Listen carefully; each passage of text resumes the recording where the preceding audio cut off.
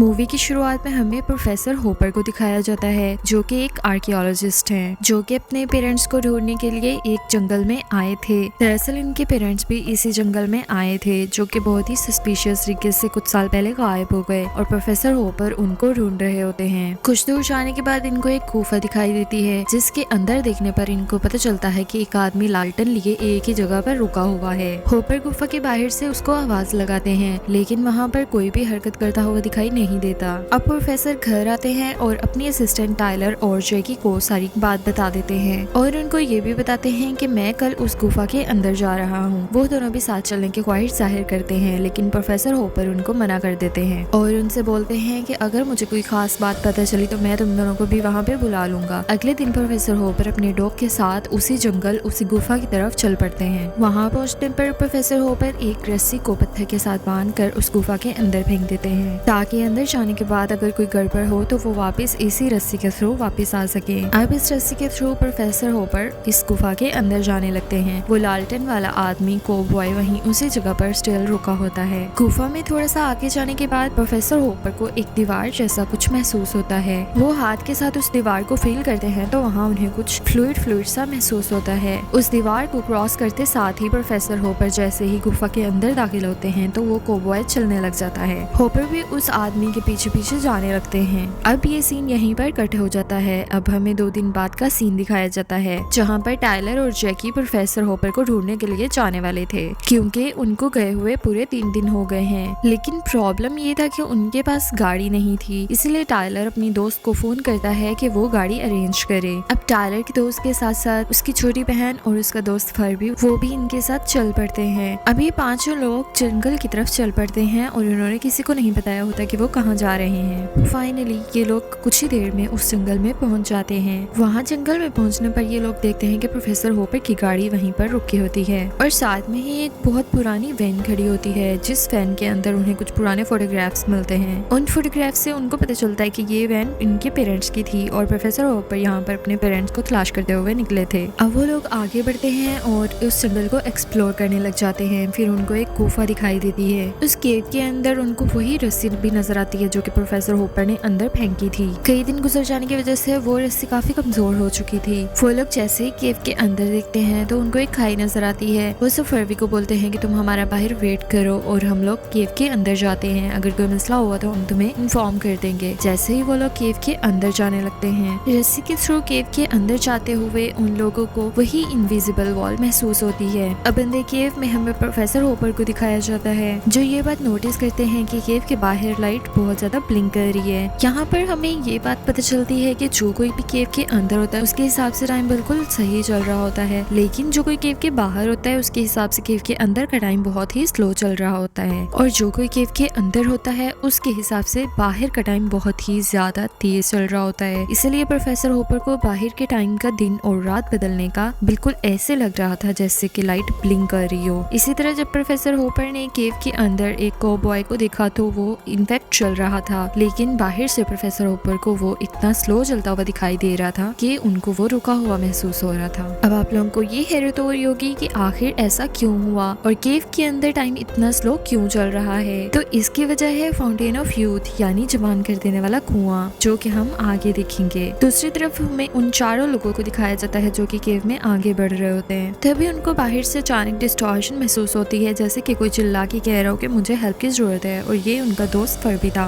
अचानक चलते चलते उनकी नजर एक डेड बॉडी के ऊपर पड़ती है जो कि फरबी की होती है, यानी उस बच्ची के क्लासमेट की। वो लोग बहुत ज्यादा हैरान होते हैं कि उसकी डेथ आखिर कैसे हुई। ये जानने के लिए वो उसके पास पड़ा हुआ कैमरा चेक करते हैं, जिसमें वो अपनी सबके सब मूवमेंट्स रिकॉर्ड कर रहा था। उनको बहुत ज्यादा हैरत होती है ये सोच के कि हमें केव में आए हुए अभी कुछ ही टाइम हुआ है, आखिर इतनी सी देर में ऐसा क्या हुआ कि उसकी डेथ हो गई। कैमरे की रिकॉर्डिंग चेक करने के बाद उनको ये राज पता चलता है कि उन्हें केव में आए हुए काफी टाइम हो गया है, यानी उनको भी ये राज पता चल जाता है कि बाहर टाइम बहुत ज्यादा फास्ट और केव के अंदर बहुत ज्यादा स्लो चल रहा है। यानी केव में आए हुए उनको मैक्सिमम 3 से 4 दिन बीत चुके थे। वो बेचारा बच्चा केव के बाहर उनका काफी देर वेट करता रहा, पर जब उसने केव के अंदर आने की कोशिश की तो वो गिर गया और कुछ लोग आकर उसको मार गए। ये जानने के बाद सारे लोग काफी दुखी हो जाते हैं और बहुत उदास होने लग जाते हैं। यहाँ टेलर की फ्रेंड बहुत ज्यादा डरी हुई होती है, तो वो इन सबसे कहती है कि अगर हम जल्द यहाँ से बाहर नहीं निकले तो हम सब मारे मारे जाएंगे और कहती है कि हमें बाहर निकलना होगा। जब वो केव से रास्ता ढूंढते ढूंढते बाहर निकलती है तो वो देखती है कि बाहर की दुनिया तो बदली हुई है,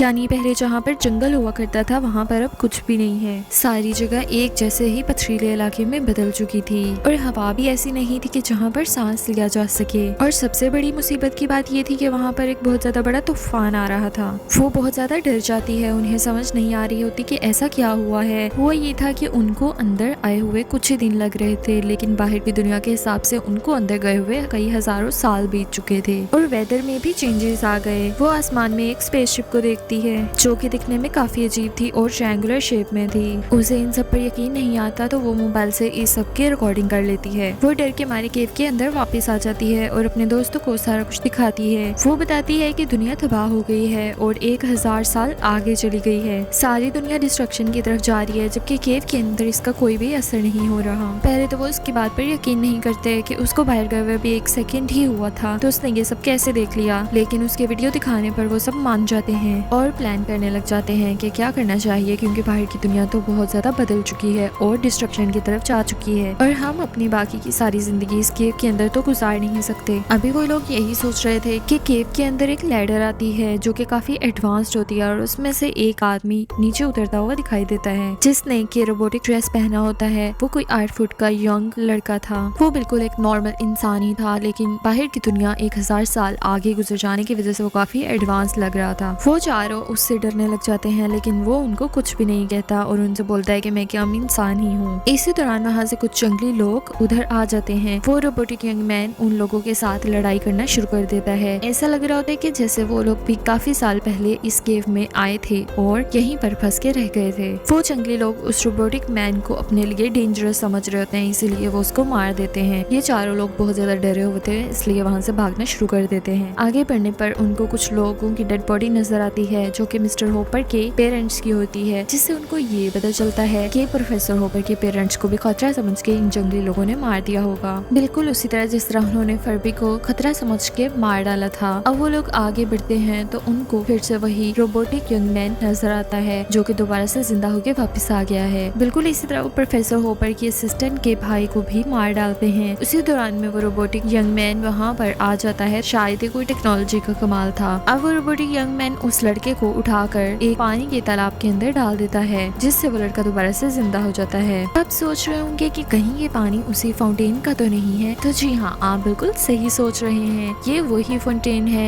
इसको हीलिंग फाउंटेन या हीलिंग वाटर भी कहते हैं। यानी अगर ये इंसान को जवान कर सकता था तो दूसरी तरफ ये इंसान को जिंदा भी कर सकता था। लेकिन वो जंगली लोग दोबारा से आकर उस रोबोटिक यंग मैन के ऊपर हमला कर देते हैं और उसका मास्क उतार देते हैं, जिससे उसको सांस लेने में बहुत ज्यादा दुश्वारी होती है और वो मरने लग जाता है। लेकिन मरने से पहले वो अपने एडवांस सूट में से एक रे निकालता है। वो जैसे ही ये रे उन चारों लोगों की तरफ करता है तो एक न्यूज चलने लगती है। ये लोग अपने घर में बिना बताए ही यहाँ जंगल में आए थे और जब ये केव में आए थे तो उसके कई साल बाद तक उनके पेरेंट्स उनके वापस आने का इंतजार करते रहे और बस यही न्यूज वो फ्यूचर से आया इंसान इनको दिखाता है ताकि उनको पता चल सके कि उनके पेरेंट्स उनकी वजह से कितने वरीड थे। ये सब देखकर उन चारों को बहुत ज्यादा दुख होता है। एक और न्यूज आती है कि दुनिया पूरी तरह से तबाह हो चुकी है और फ्यूचर के लोगों ने एक स्पेसशिप बनाया है। ये वही ट्रायंगुलर स्पेसशिप था जो कि बाहर लड़की ने आसमान के ऊपर देखा था। वो आदमी उनको बताता है कि ये स्पेसशिप इसलिए बनाया गया है कि जितने भी लोग बच गए हैं उनको लेकर इस स्पेसशिप के थ्रू मार्स में जाया जा सके और मार्स में काफी रिसर्च हो चुकी है और वो जगह रहने के काबिल है। टेलर को ये सब सुनकर बहुत ज्यादा सस्पेंस होने लगता है। वो ये सब सुनकर आगे बढ़ने लगता है। वहीं थोड़ा आगे बढ़ने पर वो दिखता है कि प्रोफेसर होपर भी वहीं पर गिरे पड़े होते हैं और उनसे थोड़ा सा आगे एक और इनविजिबल वॉल होती है। उस इनविजिबल वॉल के पार टाइम इतना स्लो था कि वहाँ पर मौजूद हर चीज एक पोज में रुकी हुई नजर आ रही थी, यानी वो सबके सब स्टैचूज लग रहे थे। टेलर ये सब कुछ देख के काफी हैरान रह जाता है। सबसे बड़ी बात कि फाउंटेन ऑफ यूथ इसी केव के अंदर था। उस केव के अंदर भी बहुत सारे लोग इसी फाउंटेन के लिए ही लड़ रहे थे। टेलर उस दीवार को पार करने ही वाला होता है कि प्रोफेसर होपर उसको रोक देते हैं और उसको बोलते हैं कि वहाँ मत जाना वरना तुम भी मारे जाओगे। स्पेसशिप से आया हुआ रोबोटिक यूनिफॉर्म वाला लड़का उनको बोलता है अगर मेरी लैडर के थ्रू तुम लोग वापस स्पेसशिप में ना गए तो तुम लोग मारे जाओगे। अब उन लोगों के पास काफी कम टाइम बचा था और प्रोफेसर होपर भी बहुत ज्यादा जख्मी हो गए थे। प्रोफेसर होपर उन लोग को कहते हैं कि आप लोग जाओ, मेरी परवाह मत करो, मुझे यहीं पर रहने दो, मैं फिर आ जाऊंगा, तुम लोग अपनी जान की परवाह करो और यहाँ से चले जाओ। वो सब लोग लैडर से ऊपर जाने लग जाते हैं। टेलर की दोस्त अचानक देखती है कि उस लैडर के आखिरी किनारे के ऊपर पानी ही पानी होता है। वो उसके अंदर हाथ डाल के देखती है तो कोई अजीब सी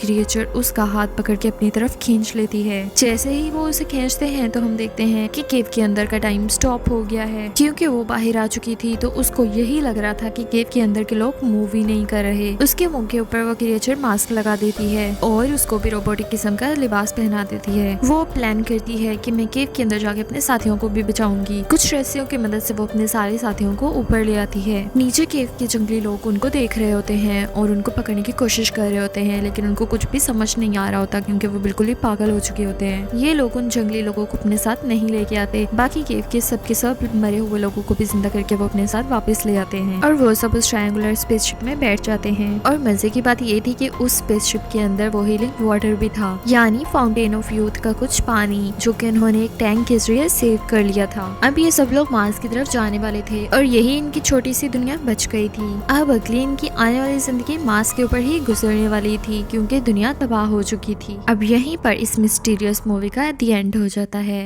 अगर आपको हमारा ये वीडियो पसंद आया हो तो लाइक, शेयर और कमेंट करना मत भूलिएगा। अगर आप किसी मूवी का एक्सप्लेनेशन देखना चाहते हैं तो नीचे कमेंट में जरूर बताइएगा। And don't forget to subscribe our channel.